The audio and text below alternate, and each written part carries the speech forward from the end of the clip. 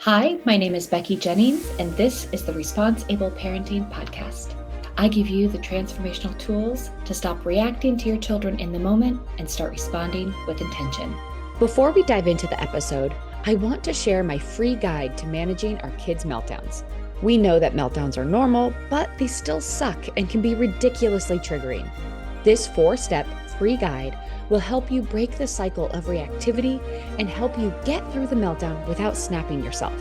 Don't join your kid in the tantrum. Grab my free guide and learn how to manage meltdowns like a pro. Head to responseableparenting.ck.page/meltdown, or just go and click the link in my show notes and get your guide today. Okay, let's get to the episode. Hello, everyone. Welcome back to the ResponseABLE Parenting Podcast. I am your host, Becky Jennings. Today, we are talking about one of the most triggering words that comes out of our children's mouths on a regular basis, and that is the word no. I don't know why this word is just like a lightning bolt to our nervous system, but it is. And it just causes us, it's like that immediate pinprick into that old wound or that pain point within us. And when our kids say it, it just lights up our nervous system and we're ready to go when our children say no to us. So I wanted to take some time today and break down the word no, also give you some support and skills around how to handle the word no, and maybe how to just create a different baseline within your family that allows there to be a more free-flowing style of communication. So, first of all, when our child says no to us, I'd like you to think in the moment what the story you are telling yourself. Why did this feel like a personal attack on you? Was it because in your childhood, you were never allowed to say no? And if you did say no, there were ramifications, either, separation, timeouts, isolation, abuse, withholding of connection. What was it that happened in your childhood when you said the word no, or you weren't even allowed to say the word no? You didn't even dip your toe into the no pond because you knew the results were going to be catastrophic for that connection that you had with your caregiver. So in the moment, what storyline are you telling yourselves? Is your child just so ungrateful? Is your child disrespectful? Is this a disobedient behavior? So what is this storyline? Because when we track it down to the storyline, oh my gosh, does that open up our perspective to really realize where we are coming from, what lens we are viewing our child through. And it gives us a lot of perspective and a lot of compassion for where we are in this dynamic, what we are bringing to the table and how we are approaching that communication. So I think everyone loses if we think we are going to teach this important, respectful dynamic in the moment. Like, we can't send our kid off to kick a winning field goal if they've never practiced the moment out of like the pressure cooker that it is. Like in that moment when our child says no and we're responding in a pressurized way, like we can't expect our child to perform. These are skills that are practiced and modeled and ingrained through story and play and repetition. We can't expect that if we haven't done the practice off the field, that in the moment, our child is going to respond beautifully. So we really have to commit ourselves to a practice of teaching that conscious style of communication. And I think another really important reframe and question to ask yourself is if you believe that you control your child and that they should actually do what you say at all times. Now, all we can control is ourselves. We actually cannot control other people. We can guide, we can nurture, we can support, we can teach, but we actually can't control our children. That sets up a very imbalanced, dangerous situation. And ultimately, if they feel that controlled all the time, you are going to undoubtedly hear more and more no's. And once they are older and they have more autonomy and they can leave, it's setting us up for a huge amount of failure later on down the line. And I think there can be quite a bit of a storyline or maybe really deep-seated fears that arise when we feel out of control as a parent. And that's when we start to really put on that power and really ramp up our authoritarian practices, because the fear of being out of control is greater than the desire to explore the situation and be curious about it. And I think the way in which we speak to our child either arms them or disarms them. So we all know that language, when somebody speaks to us in such a way, we're like, is that person serious? Do they actually speak to me like that? So we have to really frame the way we're making these everyday requests and demands. Most of the time that we're speaking to our children, we're asking them to do something, or we're going from one place to the next. So it is a ripe place to teach the art of communication, right? When we are making a request versus a demand, this is such an opportunity for us to really model what feels good and how it feels good to be spoken to. This is one of the core fundamentals of nonviolent communication by Marshall Rosenberg. It is one of my favorite books, and it just totally reframes the way that you want to speak, because then you start to understand the reason you are making a request is based off a need that you're trying to meet within yourself. And so I think when we start to attune to each other's needs and we start to make more generous requests versus stating these demands and then controlling the outcome over it, it just changes the whole dynamic within the household. So when we practice this, we are actually beginning to establish a baseline of mutual respect, mutual kindness, and a very generous way in which we are receiving and delivering messages. I also think it's really important to get curious about the no. The no in and of itself. Is it truly a defiant no? Are they truly just trying to get under your skin, just be a brat, or all the other storylines that kind of start building up within us? Or is it actually the only way they know how to communicate that they're not ready to do what we're asking them to do? Are they fully involved and immersed and just engrossed in something that they are doing? Is there an immediate need on our end for them to completely comply with the task or the thing that we're asking them to do? Or can we be aware as parents about what's important to them as well in the moment? I think when we have this relationship to the word should, and I speak about this in other podcasts, it's something that I have worked on in therapy, is my relationship to should. When we cling to should, we open ourselves up for deep disappointment. I heard this a couple weeks ago and it just blew my mind. It's so smart. Should is just could, wrapped in shame. Sure, they could listen right away. Sure, they could put their shoes on the second that you ask them. Or sorry, they could put their shoes on right when you ask them. But when we say they should listen, they should do it, that comes like soaked, dripping wet in a whole different storyline. So it's no longer just, can they do it?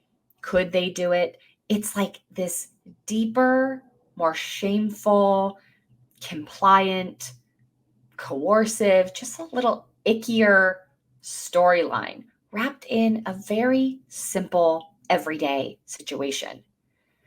I think it's also just important for us to accept what is true. Our children will say no. They will. They will say no. They're learning their place in the world. They're learning what boundaries they can push. So they're going to say no because they're starting to understand what feels good in their body. They're starting to understand their likes and dislikes. They're starting to understand the flow of their place in the household. So they're going to test things. They're going to push back. So we understand that no is going to happen. So we could just throw that out the window, that our child will never say no to us. Let's get over it. Let's move it on. Let's wrap that in a bow. Okay, so they're going to say so. They're going to say no. So now what do we do? And I really like to take it back to the nervous system. We talk about the nervous system a lot in my household just because it's a neutral way for our child to begin to understand what's going on in their body. And then we're, again, not adding the shame to it. I can just state what's happening in my nervous system. So I can say, oof, when you said that, no, it actually landed in a way that activated me a little bit. My thermometer started to go up and I started to feel agitated. I wonder if there's a different way you could have said that to me. Not better, not a good way, just a different way. We remain neutral and we remove those limiting childhood beliefs about our children being defiant or oppositional or rude. We leave those at the door because that's not serving us. That's not serving our children. That's not serving the growth. That's not serving the lesson. And it's not serving us in the moment because it just will continue to activate us. And we aren't going to be responding from a place of, it's not going to be our best place to respond from. Let's just say that. So when we are able to keep it in the frame of the nervous system, that allows our child to start to understand when they say something, how it actually affects other people, like actually their body. So when I say, when you said it like that, it activated something in me. It started to rise my thermometer and I started to feel a little uncomfortable. I wonder if there's a different way we could say that. It allows my child to actually think, is there a different way that I could have expressed what I need? Maybe they just weren't ready to stop doing what they were doing. And they could have said, hey, I actually just need 2 minutes. I'm almost done with my project. Can I do it afterwards? This example just happened today. We were getting ready to go to school. My son had a performance. We needed to get out of the door a little faster. And I said, it's time to get your shoes on. And he said, 1 second, which is another version of no, let's not lie. And I said, in the moment, all the things kind of coming up for me was that he was being rude, that he just was being disrespectful about the need to, move out the door quickly, maybe oblivious. There's a bunch of different storylines that pop into your head as a parent. And in the moment, I said, okay, I can take 3 paths here. I can power over him and force this to happen because I need to stay on a certain timeline, because I need to show up on time and all of that, right? Or I could follow a permissive style. Okay, well, just you let me know. Or I could choose to zero in on where he's at. Okay, he's currently playing Legos right now. He's finished breakfast. He's done his teeth. He's done all of the things that I really need him to do. It's just this last step of getting his shoes on so we can get out the door. Can I support him in that? Because sometimes transitions are hard. Sometimes people don't want to stop what they're doing. A lot of times people don't want to be told what to do. Is there a more generous way that I could be looking at the situation? And so I just said, hey, can you come to a good stopping point? Maybe just a couple more pieces and then we can get our shoes on. And he said, oh my gosh, Mom, I only have 2 or 3 more pieces and then I'm done. So I didn't even have to go there because he was already wrapping up. But his 1 second or his no was just because he really wanted to finish this before he went off to school. It mattered to him. And why couldn't I allow that? I could. It only took 30 seconds. So when I look at the big picture, me not rupturing that connection with him in the moment in order to stay on my timeline, in order to have him show me respect in the moment, he was able to meet his needs and I was able to meet my needs. As we know, it takes a village to raise our children, but more and more, we are doing the entire job on our own. And that stops today.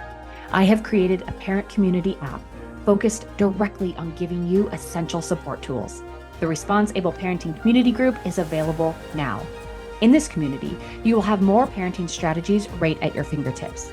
You will have direct access to me and my coaching every month in our live Q&As, where you can bring your burning parenting questions and get my real-time support. I will host monthly exclusive workshops, facilitate weekly skill-building exercises, and more. This space is designed to meet you where you are at on your parenting journey. It's a judgment-free zone with parents and caregivers who are learning and growing right alongside of you. For less than $1 a day, you will have access to exclusive parenting content and coaching. I cannot wait to be a bigger part of your parenting journey. Head over to ResponseABLEParenting.com to join today. Enter promo code PODCAST to receive $10 off your first month. That's PODCAST for $10 off your first month. So I think it's important for us to take a step back and look at how we are laying this foundation and modeling this as parents. Are we allowing power dynamics to be worked through play and connected time together? Are we giving our children control at several touch points throughout the day? Are we giving them choices and options that they can actually make the decision on and feel like they own it? Because that is so powerful. Something that I like to do in my household is I give my children 5 or 10 minutes where they get to tell me what to do. And they are giddy beyond words when they get to do this because it's fun. They get to feel powerful. They're in control. And even if they're asking me to do something silly, like, they ride my back like I'm a horsey and I walk around, or I have to jump up and down, or I have to spin until I feel dizzy. It's silly, but they crave that power dynamic, and it's worked out safely through play. I'd rather have them figure out this dynamic in play than we are when we're in a confronting situation. Maybe we're at a restaurant and they're misbehaving in a way that's causing, storylines to pop up within me, or I'm starting to feel embarrassed by other people looking, and then I feel the need to control the situation. I'd rather have worked that all out in play, have that baseline communication already established, so that we can actually figure it out in a connected way at the table, at the restaurant, versus feeling like I have to force a lesson and I have to, power over them to control the situation. And then I think it's super important to prep our children ahead of time through story, through play, through just really conscious communications, letting them know what to expect, and then letting them know how you are going to respond if things get a little dicey. Okay. And then just to remember to reframe, no is going to happen. It is just a part of humanity. It's a part of our life. It's a part of our everyday life. So it's important to remember that when we meet our child's resistance with our own resistance, we will always end in a battle and always end in rupture. But when we meet their resistance with curiosity, we will almost always find the truer reason as to why they are saying no. And at the same time, we maintain connection. So just remember, come to the no with curiosity. Reframe the situation. Is what I'm asking them to do a request or a demand? Is what I'm asking them to do, does it have to be done immediately on this time frame right now? Or can I be a little bit more flexible so that we can both get our needs met? There are just so many different reframes. Our children are not robots. They are not here to be controlled. We are here to guide, nurture, teach the lessons, support them through their human journey. And I think that word no really brings about a lot of triggers from our own childhood that we bring to the table when we hear it back reflected to us. And so doing a little bit of a deep dive on why that frustrates you so much will serve you and your child so much, so that you're like, when that no happens, you're like, oh, that's not my child giving me a hard time intentionally. That's because I felt like XYZ years ago, and I understand that's just pressing on that old wound. I'm not going to bring that onto my child in this moment. What I'm going to do is I'm going to get curious, stay in connection, and prepare and teach the lessons outside of that pressure cooker moment. I hope this was helpful. I look forward to seeing you again. Until next time, bye. Thank you for listening to the ResponseABLE Parenting Podcast. If you like what you heard, please take a moment to rate, review, and subscribe. If you know someone who would benefit from this podcast, I'd be honored if you'd share this episode with them. Until next time, know that you are enough, you are capable, you've made it through all of your hardest days, and we will keep growing on this parenting journey together. This podcast was produced by Kim Kelty and myself, Becky Jennings, and edited by the Kelty Method, Branding and Podcasting.